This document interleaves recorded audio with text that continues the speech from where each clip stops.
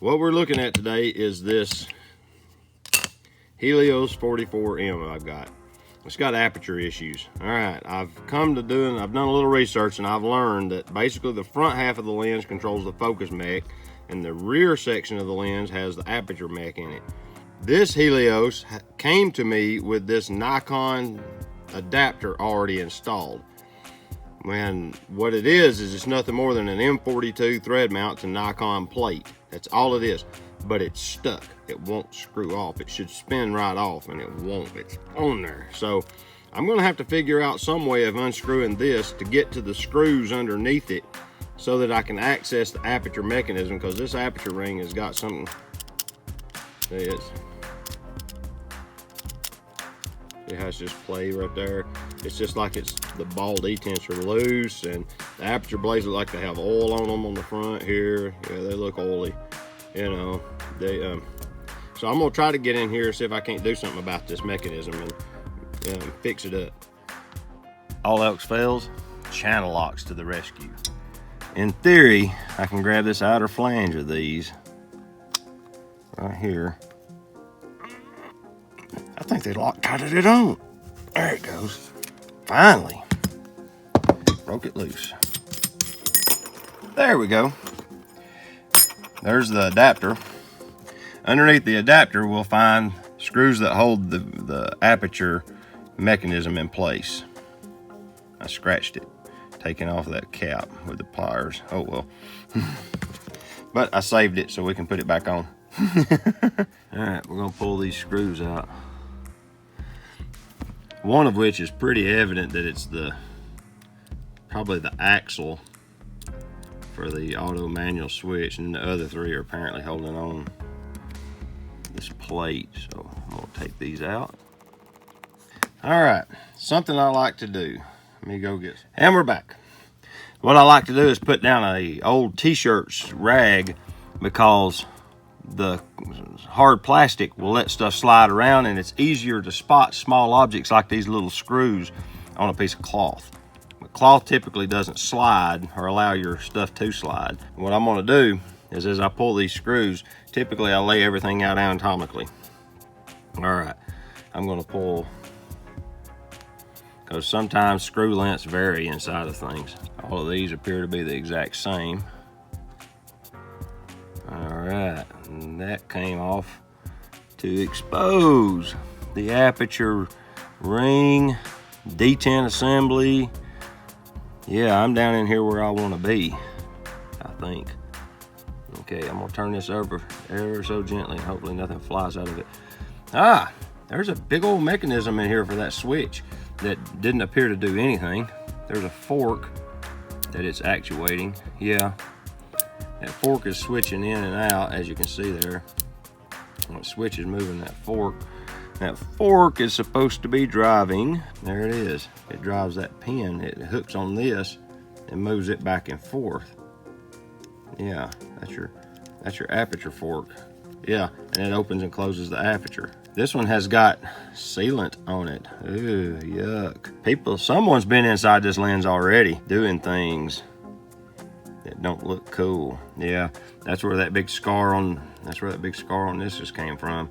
They've took this apart thinking they needed to for some reason. This just gets better and better. All of this works fine. I'm not gonna mess with this. That's what that plunger's doing, isn't it? Yep. In theory, okay. Now, what I need to do is I need to turn this around and orient it. That's the way it come apart, because I've got my screws oriented in the position that I took them out of the lens. So my lens cover came off just like that. And that way, the ring with the two screws here and the screw hole up here in this aperture guide ring, or whatever that is, I know which way the orientation goes on it. And on the body, of course, you're going to line up the aperture scale with the scaling here, so you know what your aperture is. All right, so we're going to now set this off, and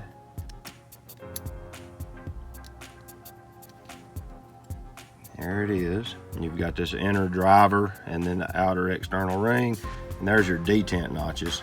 Let's see, they're on both sides. Yeah, one side has 1, 2, 4, 6, 7, and the other side only has 5. That's bizarre. Whatever. All right, now I'm just working my way down to the aperture assembly so I can get in there to where the blades are. It looks like someone's been in here already. There's lots of evidence of it. There's a big scratch right here. There's silicone all down in here. This lens has lived hard. I think this is the element retaining nut. This is what I'm really removing here. There's that. I'll start another row of stuff. Let's see. Yeah. Yep, there's the rear element. There it is. It's kind of got a yellow tint to it. I wonder if that's radioactive. So now I'm going to try and remove this spun on piece of the notches so we can get that out. I'm going to try something here a little unique. A machinist scale. Let's see if it'll fit in the slot. No, that one's too thick. Let's try this flexible one. Yeah, it's thin enough. See if I can drive it with it. Broke loose the silicone. Oh, there we go. Yeah, that's beautiful. Isn't that incredible? Figures. There'll be a lot of cleanup there to do. And I wonder if that's got anything to do with the aperture mechanism not working like it should. All that oil. All right, now I'm gonna take these 4 screws out, which are holding down 2 plates, which are holding this iris mechanism in the lens, and that should allow me to lift the iris mech out.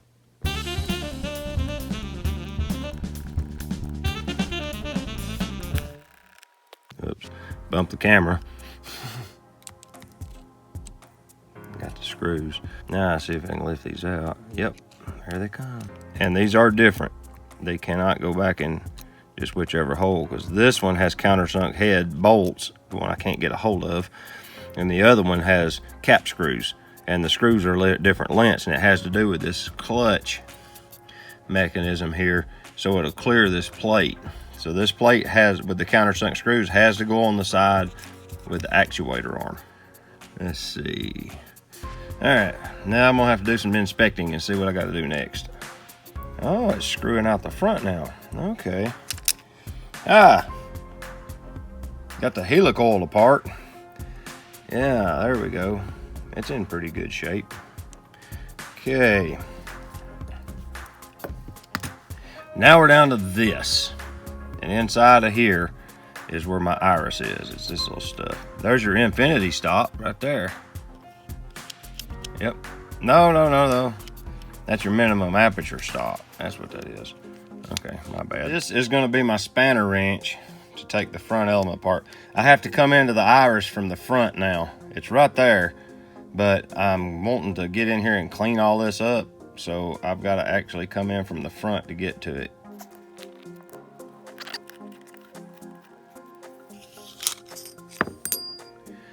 Cover ring off. 3 screws underneath.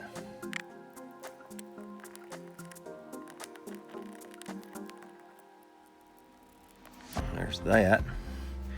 Now that that's removed, I'm down to the helicoil, aperture ring, focus assembly. Basically, these are the moving elements. Inside of here is where I want to ultimately be. Apparently, the very first thing you assemble on a camera lens is the aperture. All right, we're going deeper. There's a retaining ring right here. But I'm going to take this plate loose here first and see what happens. I really don't know what's going to happen when I take this off. That's the wrong size screwdriver. I need a smaller one. Screwdriver. All right. Yeah, these are pretty tight.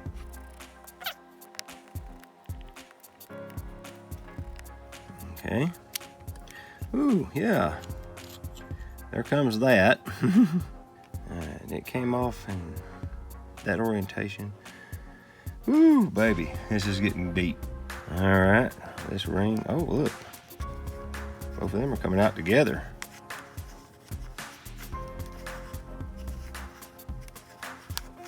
All right. I felt it click like it ran over the end of the thread. All right. There's the inner focus lenses. Elements. Okay, they go there. The aperture. Here we are. Just the aperture blades. Ooh, they're kind of, yeah. How can we get this apart without breaking it? All right, I'm going all in. I'm gonna take these screws out now. These apparently are the axles, and they hold the whole iris mech in this body. They'll go here. There's two of them, one on each side. That looks like that holds the iris assembly in. Okay, that's the part that actually opens and closes the aperture blades. And if you don't push down on this, it don't bite. All right, I'm gonna have to look at it some more. Pull these two screws out of this actuating pin and see what happens. Screwdriver don't fit. There's a smaller one. Try an even smaller screwdriver. Can't turn it. Last two screws in the whole lens, and I can't get them turned loose. Now, there went one. Now let's just get this one out. Got it. All right. Got the shift fork off. Now we got that out of there. Now will it come out? I think it screws out the front now. I'm not really seeing how it comes apart. Dadgummit, I hate it when I miss obvious crap. There's another retaining ring right here. This is probably what holds the whole mechanism in place. Let's see. Yeah, there it goes. I still had to take most of that stuff off anyway because it has to pass through the front and it's got all these cutouts in the bodies, but that was such a bonehead move. Yeah, there we go.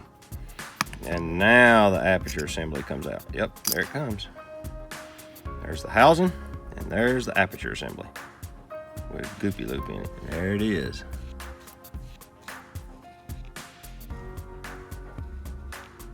Yeah, these blades have oil on them. Yeah, it's got some kind of lubricant on them. It's spoiled, see it? I'm gonna see if I can't clean them. Yet more screws. Wow. It's like, how can they get any more screws in here? But they found some. Kind of interesting. I don't know if you can see it on the camera or not, but right here, here, here, and here, maybe one there too, is little ball bearings scattered around this thing. So it's riding on ball bearings in a track. So this is snapped in place. I really can't take it out.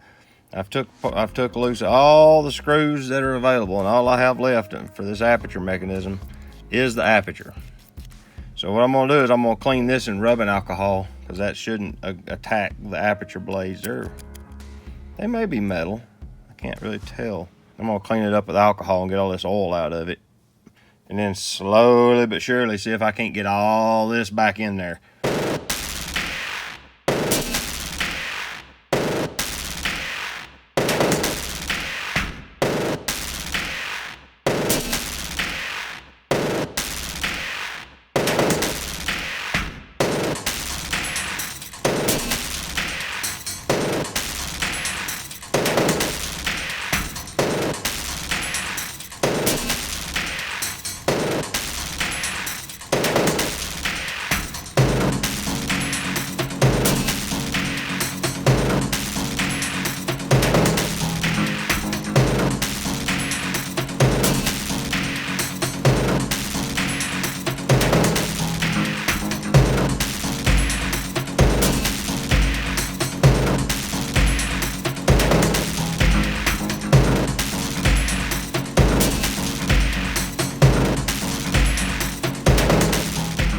It seems mine has had a mod performed on it. It's had this shim added to the rear element. This is supposed to screw down into the housing here, but they've added this shim. And I'm assuming it's because of the Nikon flange, because you lose infinity focus when you flange it to the Nikon. This little shim on the back of the flange apparently kills that. So what they've done is they've glued this in place with that little shim on it to make up for this shim. You can see they're about the same thickness.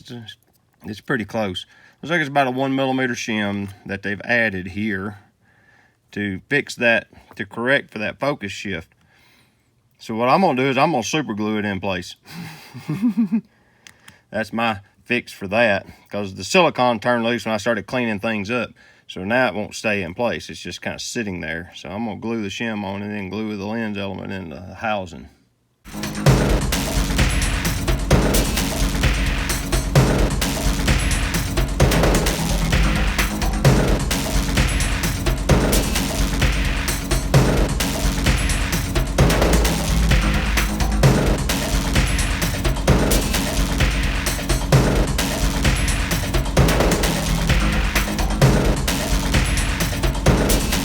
Well, isn't that lovely? I've put it together 180 degrees out of time.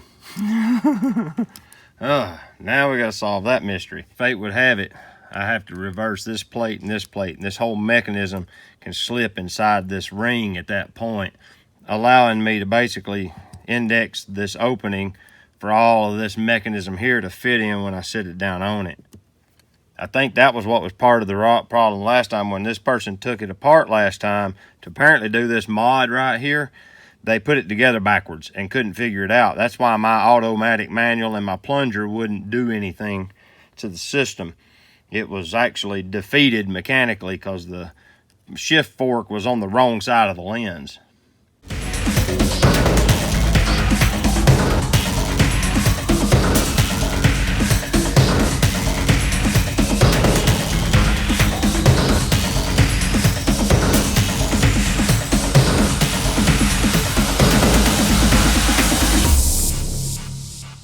Some of the things I figured out about this lens.